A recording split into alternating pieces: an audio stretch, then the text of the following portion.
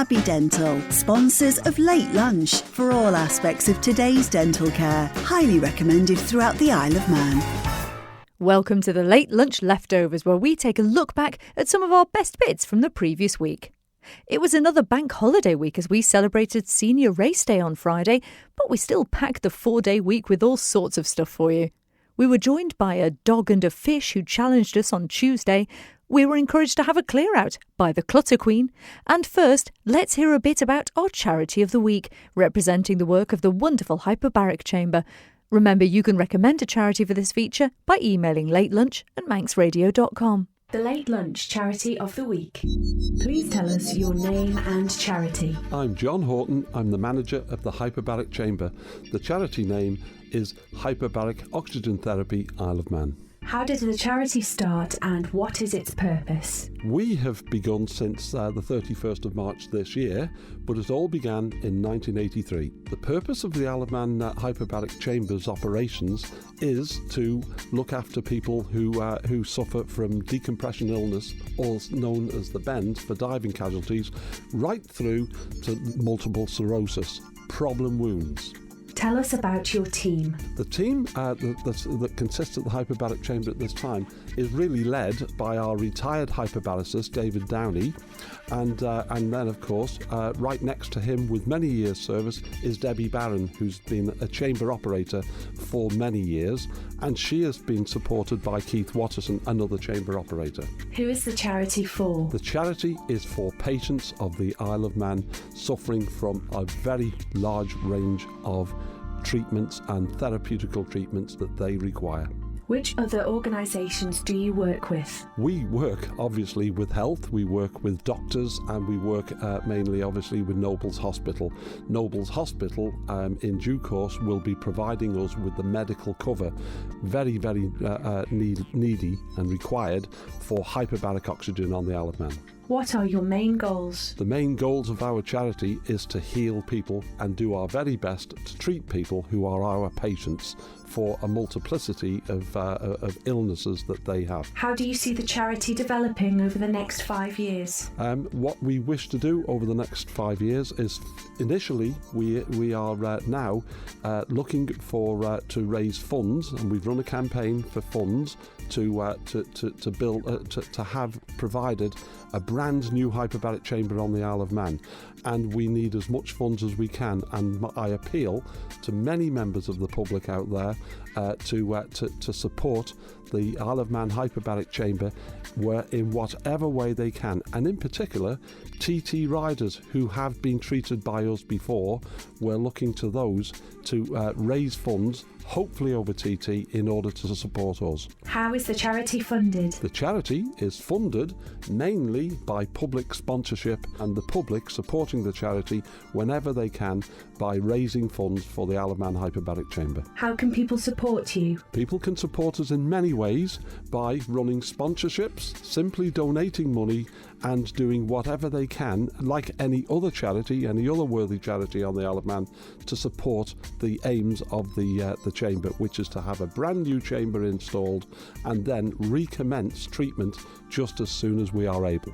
Where can people find out more? People can find out more if they contact the HBOT, that's Hyperbaric Oxygen Therapy Isle of Man. We are a registered charity.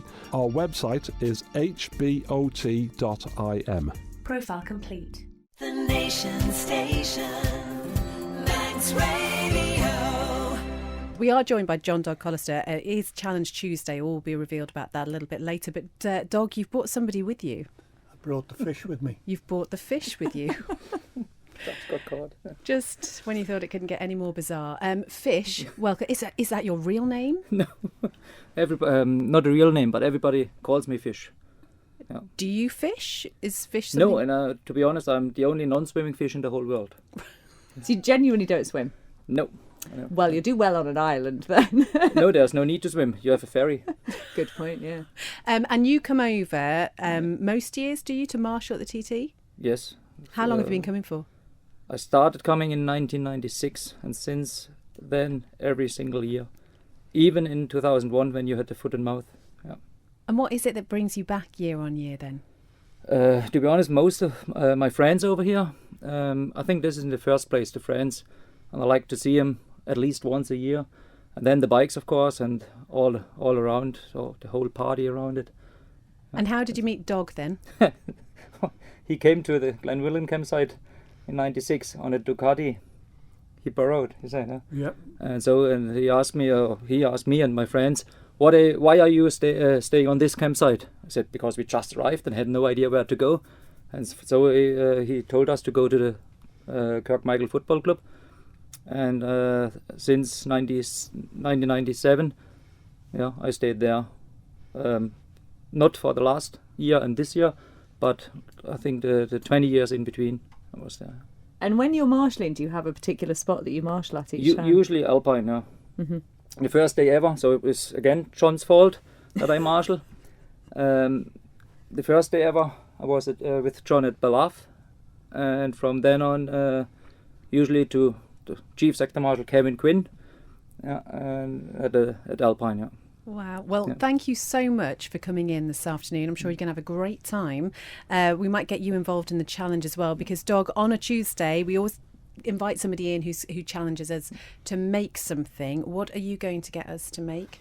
Well, I'm making 3 legs at the minute. Do you pluralise that, or 3 legs? 3 legs. Yeah, 3 legs. S, the apostrophe S. Out of copper. I make them out of rushes as well. So I've been making loads of them. Technically on the wireless, that's the wireless to me, not a radio. On the wireless, it's not really a visual thing. If you understand don't me. you worry, we've got cameras. Right. But I brought a little clump of wire, and I can make one while we're here. And obviously you've got a couple anyway to show people what the completed one looks like. They're They fantastic. are stunning. And we've also got a tiny little Bumby cage. Bumby cage made out of copper as well. Just remind us what the significance of a Bumby cage is. Bumblebees, the story is bumblebees were bad fairies, naughty fairies, done something wrong. And children were shown how to make a Bumby cage out of rushes, traditionally out of rushes. And you would, it's like a handle, and then I suppose like a bowl on the top, a shape on the top, and you'd make it all but. You'd leave a gap at the top. You'd sit by a foxglove, wait for a bumblebee to go inside the foxglove. That's if you didn't want to be, if you didn't like handling them. And you would put the foxglove to the entrance to the hole. The bumblebee would go inside, and then you would shut it up so you'd have a bumblebee trapped inside. Now, remember, children were told bumblebee was a bad fairy, a naughty fairy. What would happen at night when the children had gone to bed? Mother or father would open it up. You just undo the top, let the bumblebee go, and then put a stone or a shell inside, so that they would then have a they would still have a rattle, but they were told that the bumblebee had been changed back into a fairy because he'd been caught and been taught a lesson. So it's a great thing. I've been with a crowd of people, Americans for example, on a cruise ship, and you make something and you've got them eating out of your hand. Yeah, It's just a brilliant thing. Yeah, it's a great thing. And you've brought in some little, tiny ones here made out of copper that are absolutely beautiful, and they've got tiny little shells in, there's like a periwinkle in there, or shells. fagog, Yeah. fagog or fagog as they call it. Periwinkle Shore is north of Peel, near to where the old swimming pool used to be. This is going around the headland, and that's Fagog, and fagog is periwinkle, which is what's inside there. They're There you beautiful. go. They are beautiful. And they are whistles. If you put them in between your fingers, you can make a whistle. Oh, I of them. remember seeing you And try to do that. forgot I to could never do I got it. to bring one with me to show you. Well, I'm going to commission him to make a series They're of just these in beautiful. different sizes that I can use when I'm gigging. And just very quickly, how long would it take you to make something like that? A copper one, probably 5 minutes. Oh gosh, 5 minutes. I think I've done a rush one in about 3 minutes. It's not the best one I've made in 3 minutes, but I could knock them out fairly quickly. The copper is a little bit more preparation and a little bit more, particularly the handle, maybe longer. The handle is difficult to get the handle nice and neat and right and correct. But, it's once you've sorted that, it's Piece of cake. Piece of cake. I should say Fish would be a brilliant manager for Dog here because he keeps suggesting different things he can do with it, such as it could potentially be an earring. Oh, yeah.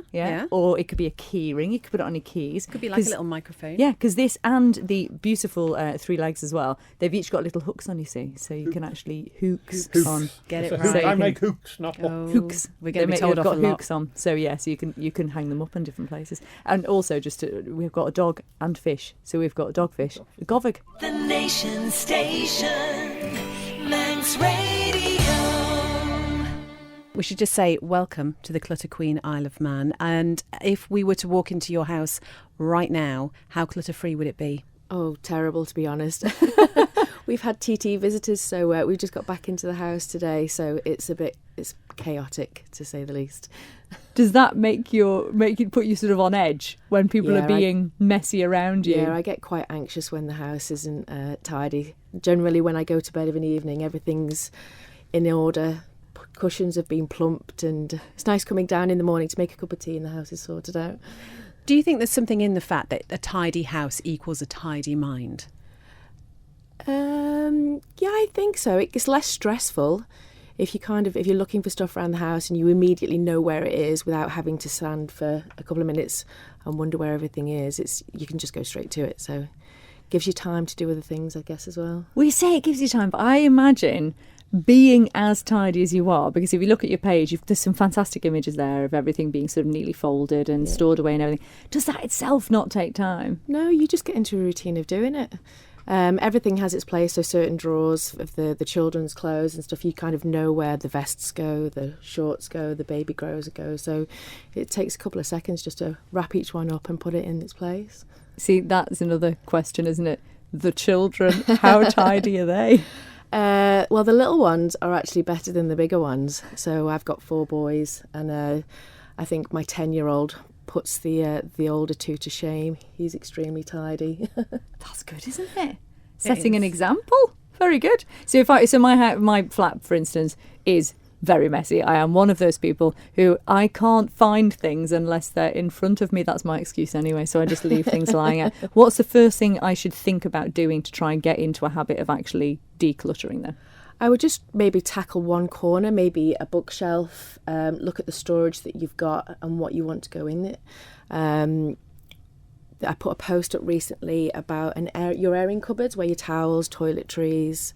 A lot of people, when you open it, generally things just seem to fall out. So what I'd recommend is just getting everything out of the cupboard, folding it up neatly, putting it into certain piles, the bath towels, hand towels, and then looking at the storage you've got and then cleaning it before you put it back in. Should we be spending that £25 on storage solutions, Clutter Queen? Not yet. Oh. You need to organise your stuff first. The people that generally just go to TK Maxx to buy a box, I think Chrissy just said. Maybe. To put something in well, it. The retailers are available, but yes, I might do.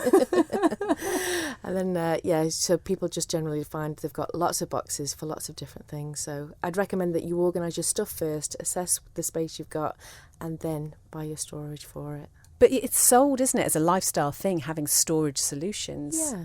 Yeah. So, that's generally what they're there for. But if you're just buying a storage solution to put something in it that you don't necessarily need, you'll just end up with lots of storage solutions. So they're useful once you know what you need to put them in. Yeah, and then you don't have too many either, because yes, I think I do have a habit of essentially just using them to hide everything. and then you forget what you've got anyway, so you end up going and buying the same things over and over again, don't you? But then you also get the thing where you buy lots of one thing, I don't know, like shower gel, for example, because you think, well, I don't want to run out. And if it's on offer, you see it and sort of bulk buy it. And then you end up cluttering your home with loads of products, where actually you could just buy it when one's running out, maybe. Yeah, generally, if you keep them all in the same place, you know when you're about to run out, rather than just going and buying it every time you go shopping and then realising that you've got some in your bathroom, some in your bedroom, some downstairs, some still in your car. If they're all stored in one place, it makes it a lot easier when it comes to shopping. So it's this sort of it's like the ripping the plaster off, isn't it? So it's taking that initial time to sort everything out, and then it'll be much easier once you're at that point. Those are all our late lunch leftovers for this week. Do tune in for the main helping on Manx Radio, weekdays just after 2 p.m. Every week, of course, we'll have our regular features with Duxford Diaries. We'll have Mark Tiley's Greatest Hit, Midweek Mindfulness, and plenty more with our monthly guests as well. But for now, thank you so much for listening to the Late Lunch Leftovers podcast. We'll see you again next time. Abbey Dental, sponsors of Late Lunch for all aspects of today's dental care. Highly recommended throughout the Isle of Man.